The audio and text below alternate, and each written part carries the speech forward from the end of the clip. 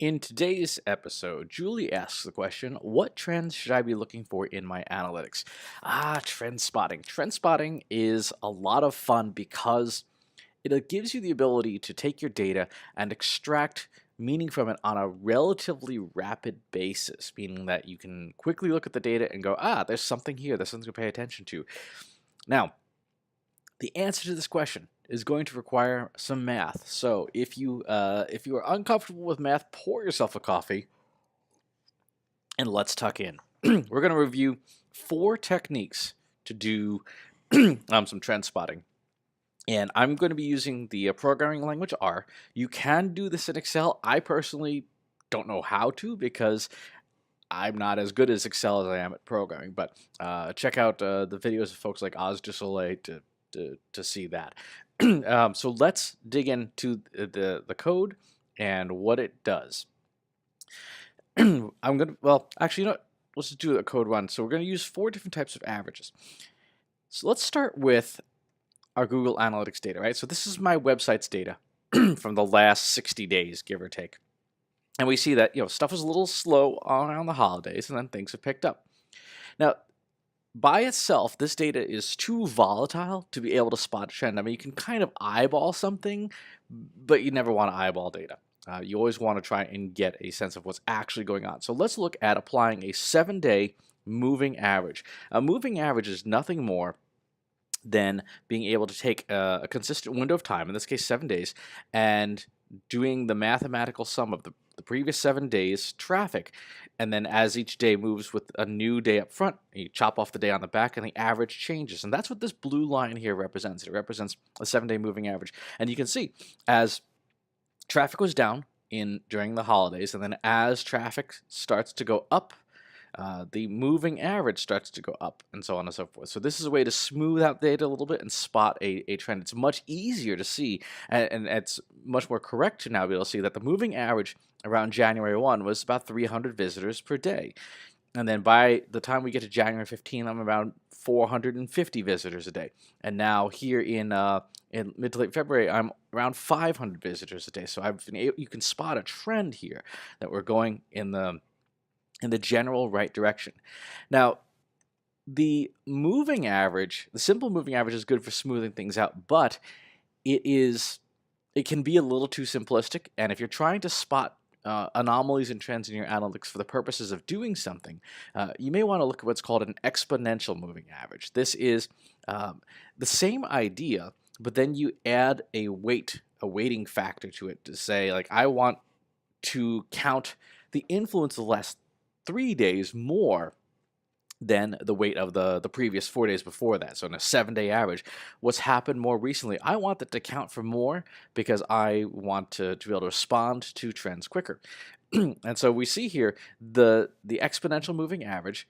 You can see there's a bit more up and down, and this is reflective of the fact that there are things like weekends and things, just as we saw in the previous one. That's smoother. This is more following the lines and curves of the actual data, but it's a little bit faster. If you look in the previous example here, there's that big spike, and then it really only started to show up here, right? There's a big spike, and then within a day, that shows up in my exponential moving average. So if I'm looking day over day, if I'm checking on my analytics and saying, is my traffic up? Are my conversions up? The exponential moving average might tell me a little sooner, hey, you need to do something. Hey, things are down or things are up. Now, there are some logical things you need to apply here, obviously. When it drops precipitously, my site is largely a B2B audience, and so the weekends are always going to be a bit of a downer. Same for holidays. Now, this is a good indicator, a good trend, like things, again, going in the general right direction. My exponential moving average on the first was 300, and here we are in mid-February and around 525 or so. So still being able to spot the trend and get a sense of where we are. Well, let's add another average to this. We'll add what's called the 28-day moving average. And now, of course, instead of just a 7-day window, we also add a 28-day window for the last 4 weeks. By the way, you always want to use 28 days and not 30 because the week structure, right? Some months have 30 days, some months have 31 days, some months have 28 days, occasionally 29 days. And by using a 28-day moving average, you're saying that I'm averaging from 4 weeks ago on the calendar. So Saturday to Saturday. If you do 30 days, sometimes it can be a Saturday or Sunday if you're B2B, and it can totally hose your analysis. So in this case, the 28-day moving average really smooths down. So I've got my exponential green one, which is my 7-day. I got my 28-day one, which is the red one here. And now what's interesting to think about is when your short-term average, your 7-day average, is above your 28-day average, means your site's growing. It's going in the right direction. On the other hand, when your 7-day average goes below your 28-day average, there's kind of it means that you're kind of taking a dip, right? You're kind of taking a drop in traffic. Your site's not growing as fast. And we can see this again, generally speaking, bad practice to eyeball, but we can see that over time, in this period of time here, this last 7 days is not as good as this previous 28 days here. They have bigger spikes here, and so that the red line reflects that. When your green line, or in this case the 7-day average, goes below the red line, the site is contracting. Our analytics are contracting. So if this was Facebook data, you could say our Facebook views or reach is contracting, and that's a bad thing. That's when this does this, it's like it's time to crank up the ads a little bit, or send some email, or tweet about it, or publish some new content. Whatever you do to get the numbers you want, you would do at this period of time, because that's kind of an emergency signal, like, hey, hit the panic button.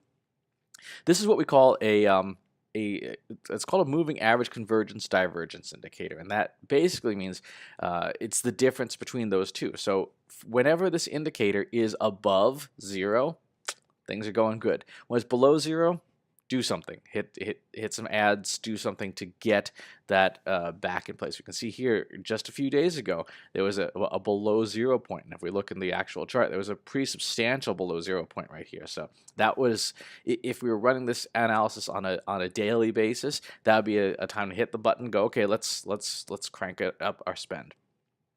The last trend spotting tool is something called Bollinger Bands, and this is a technique from the stock market. These are all stock market techniques, but this is one where you're looking at your moving average and trying to figure out if it does it ever go beyond 2 standard deviations from the average. And in the upper average is the red, the lower average is this red here.